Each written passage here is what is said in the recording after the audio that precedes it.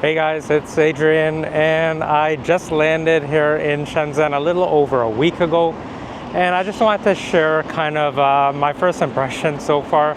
So right away, you could probably see from my face, I am sweating. It's only been about 3 minutes or so since I've left the hotel, and yeah, the heat here is really high. Today it feels like 36 right now. It's about 10 a.m. in the morning, so it's not even high heat yet. And the humidity levels are really insanely high here, like from the 70s to 90s. So that high heat paired with the humidity is no joke. And I'm someone who kind of just sweats standing. So if you're someone who sweats easily like me, it's something you'd want to consider if you're planning to move to Shenzhen. So why am I here in Shenzhen? Well, I moved from Canada, and I do have like a YouTube tech channel where I review a bunch of different tech, so I figured, might as well be kind of here on the ground so I could just partner with companies, discover new and upcoming companies. There's a lot of tech that comes out of Shenzhen. It's kind of the Silicon Valley of China. And this place has a pretty large population, around 18 million people or so. It's just a really busy, vibrant, and bustling city. And I really liked it from the first time I visited here a little over 2 years ago. And I'll leave links to that tech channel up here or down below if you're interested in tech and you want to check it out. But for this channel, I'm just trying to kind of document my life in Shenzhen, kind of the transition, the process, being a foreigner, and being kind of a not very smart foreigner because I don't speak any Mandarin at all. I can't really communicate with people outside of, very basic one-word answers. And I can't read anything as well, which makes it difficult to take transit, to see where you're going. So it's very easy for me to get lost here. So yeah, it really hasn't been easy, kind of getting a Chinese SIM card, getting like a data plan for that, a bank account. And it's really not something I could have done without help. And thankfully I did have some help. So if you're planning on coming here, I highly recommend, hiring someone, getting some help if you don't know any Mandarin like me. But one of the things I think is really funny is coming from Canada, we do have pretty long winters. It gets very cold there. Summers are generally hot, but it's nowhere like Shenzhen heat. So I remember in Canada, being in the 30s was brutal, very difficult for me to handle that type of weather. And now being in Shenzhen, anytime there's weather around 30, with a little bit of a breeze, I'm like, this is great weather. So yeah, big change from living in Canada, dealing with that type of heat. Coming here, it's a completely different level. And maybe you've seen people in the background of the videos. They're really not sweating much at all, not to the extent that I'm sweating. So yeah, they're very adapted here.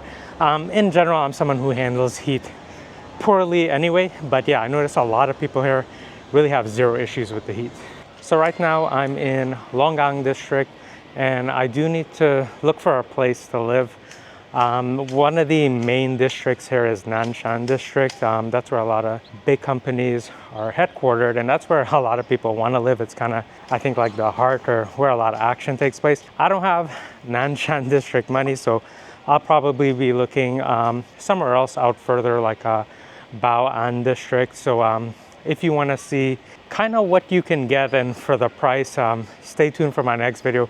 Hopefully by then I'll have an apartment and I can give you kind of a tour of that and let you know what I'm paying if you're considering moving to Shenzhen. So you can see right now where I am, it's not very busy, kind of peaceful right now. What I like about this city is there's a lot of architecture, buildings, if you want that, but at the same time, there's a lot of nature and greenery around here as well.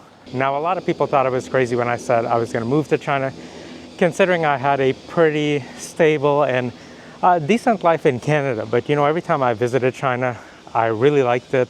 I like the culture here. I like the people here. The food here is fantastic, much better than the food in Canada.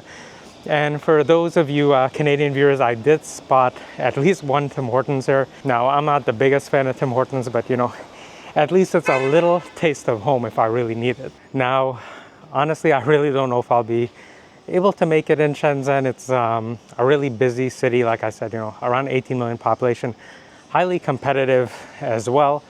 But I am gonna do my very best. So if you're interested in seeing kind of what that journey is like, please consider liking and subscribing, because I want to make a little bit, more videos, maybe for those of you, especially who are considering this city, things to look out for, things you should be aware of, and, whenever I can, sharing information about what it costs living here, and just, things you should know or consider if you seriously want to move to Shenzhen. Another thing is, I figured that if I wanted to, learn Mandarin, the best place to be is kind of down on the ground here. That way I'm just kind of exposed to hearing it all the time. I can hear the pronunciation and things like that.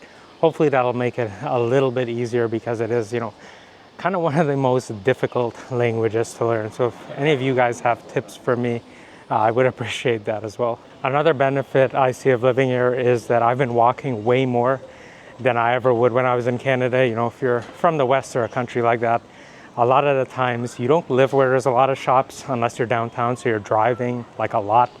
It's a lot of sitting, but here, it's so convenient. You could just come out of your hotel, your apartment building, condo, whatever, and there's a bunch of shops and stores, malls that you could just go to without ever having to kind of step into a car if you didn't want to. Now, of course, you can drive here. There's a lot of cars here, but the skill it takes to drive here is different than in Canada. I would say I'm a pretty good driver there, but there's a lot of rules there. Here, there's a ton of people on bikes, scooters. They're just zipping in and out, so you really have to have your wits about you. So yeah, probably not something I'm going to try in the near future just yet. Something else that I've noticed is that it rains like out of nowhere here. Similar to Florida, if you've ever been to Florida, the rain just comes out of nowhere. Here it comes out of nowhere, but it's like deluge level rain. It's not just like a little bit of rain. It's enough to completely drench or soak you. I've been caught out in it a couple of times, so it makes sense to just kind of always have an umbrella around when you're over here. The other great thing is, after a hot day, I can grab a Coca-Cola. You could see that's only 3 yuan, so that's maybe like 50-60 cents Canadian, if that. And I love to get these ice creams after a hot day. This is just 4 yuan, so about 80 cents Canadian, which is pretty great. So yeah, I'm not gonna keep this video too long. Just wanted to share kind of my quick first impressions, first thoughts of Shenzhen, and kind of the direction for this channel. Whatever you guys want to see, let me know if you have any ideas. I'll do my best to kind of make videos like that once I get a little bit more settled and situated.